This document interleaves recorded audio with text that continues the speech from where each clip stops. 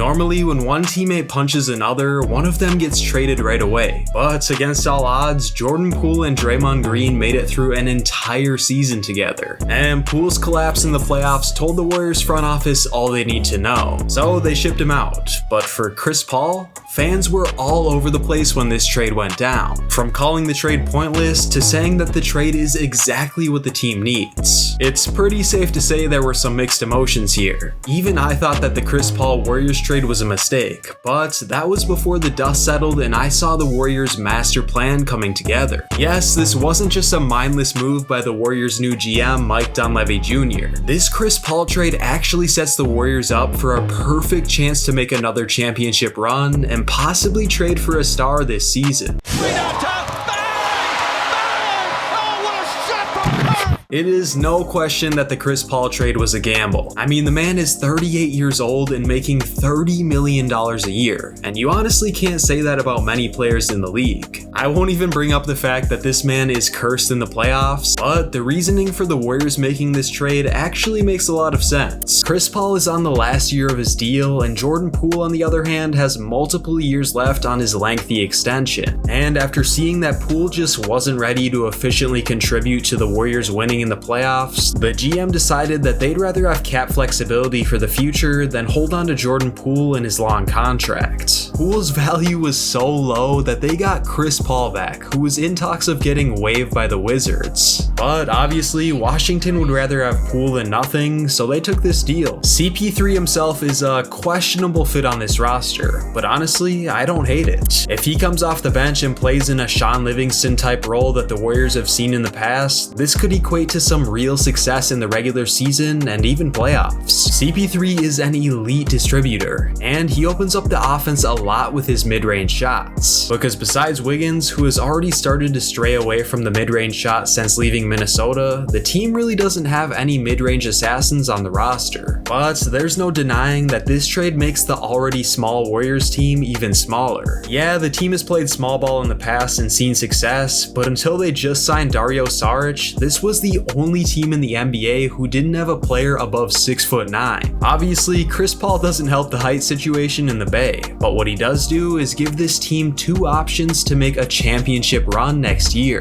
Option one for the Warriors moving forward is very simple. They keep the current roster they have, don't make any more trades, and sign some cheap big men this offseason to fill out their roster. There are tons of cheap big men on the market like Bol Bol, DeMarcus Cousins, or even Dwight Howard, who's living it up in Taiwan. And you know, all these guys would gladly take a minimum deal for a chance at a championship and playing in the Warriors' unique system, even if they just get spot minutes. And obviously, these aren't the most ideal names by any means, but it's better than nothing. And with the Warriors' salary cap restrictions, honestly, it's the best they can do without trading away one of their major pieces. There is honestly a pretty solid chance that this team exceeds expectations with their small ball lineup and doesn't have to make any moves. They've got plenty of offense obviously, with Chris Paul adding to their already endless amount of schemes they can run, and amazing perimeter defense with Wiggs, Draymond Green, and Gary Payton. The real question for this team is size, and if this does become an issue for them, this leads us to the second option, which is a mid-season trade. The team has plenty of solid guards and wings, so if they're struggling, the only issue it probably is because of the big man. So I really only see this team making a trade for a center, but Chris Paul actually gives this team a lot more flexibility to make a move just like this. With CP3's sizable contract, the Warriors' young talented players, and their draft picks, this gives them the flexibility to trade for a solid, maybe even all-star level center at the trade deadline. Realistically, there are three big men that the Warriors could make a move for that are realistic and actually make sense. And although the first one isn't necessarily the biggest name, Jusuf Nurkic would be a solid move for the Warriors and definitely fits this team. The second coming of Andrew Bogut? I think so. And no, I'm not just saying that because of the similar appearance. Nurkic actually fills the role of a bruiser center that the Warriors have had in the past pretty well. And standing at 7 feet tall in shoes, the longtime Portland big man would finally get a chance to contend for a championship. The trade to get this done would be simple. The Warriors send Jonathan Kuminga, 3 of their vet minimum players, and draft capital if necessary to the Blazers for Nurkic. Honestly, this trade makes a lot of sense for both sides. At this point in time, all signs point to Damian Lillard being out of Portland, so the franchise will likely be looking to trade their win-now players like Nurkic for young talent like Jonathan Kuminga, who's on the timeline of players like Scoot Henderson and Anthony Simons. By no means is Nurkic an all-star, but he is exactly what the Warriors need. A reliable center on a team-friendly deal making just $16 million a year. But as much as I like the Warriors making this trade, I, along with the Warriors GM, probably like this next one better. The Dubs ideally want a center that can stretch the floor and provide size for the team, so why not make a swing and make a massive trade for Karl Anthony Towns? The Timberwolves messed up bad trading away their entire future for Rudy Gobert, and after extending Naz Reid this offseason, the Wolves now have over $500 million